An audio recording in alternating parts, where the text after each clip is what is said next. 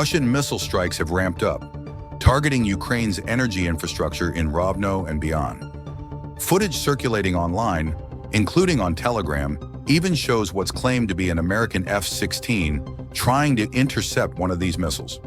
Despite those efforts, reports say a Russian missile bypassed Ukraine's Iris-T air defense system and hit near Bukovel in the Ivano-Frankivsk region.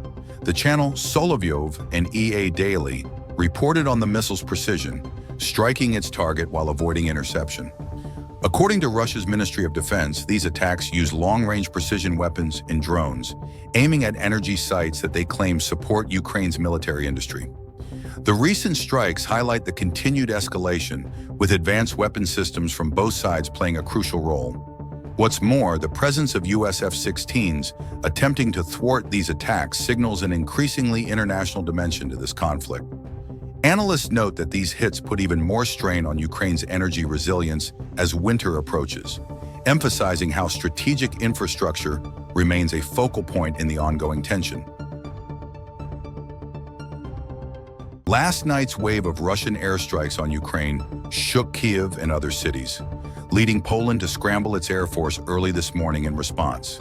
The Russian missile strikes targeted Ukraine's power infrastructure, triggering precautionary blackouts, according to Energy Minister German Galushchenko. Explosions were reported in Zaporizhia and the port city of Odessa, while Ukraine's Air Force issued nationwide air raid alerts. Residents were urged to seek shelter as multiple types of cruise missiles flew through Ukrainian airspace. Galushchenko posted on Telegram, "Another massive attack on the energy system is underway." Poland responded by activating its air force, noting on the platform X, formerly Twitter, that Russian cruise missiles, ballistic missiles, and drones had targeted areas, including western Ukraine. Polish and Allied fighter jets were deployed, with air defense systems and radar on high alert. German Chancellor Olaf Scholz recently opened up about his phone call with Russian President Vladimir Putin, revealing that it didn't bring any major surprises. Scholz said the conversation, which lasted about an hour, showed that Putin's stance on the Ukraine war hasn't shifted.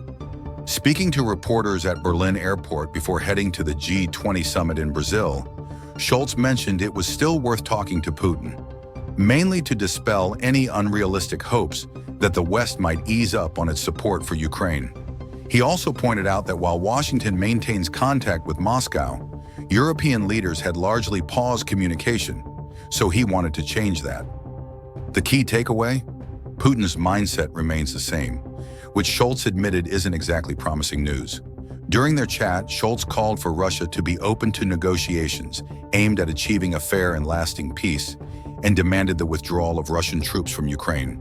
This conversation came after Scholz had spoken with Ukrainian President Volodymyr Zelensky,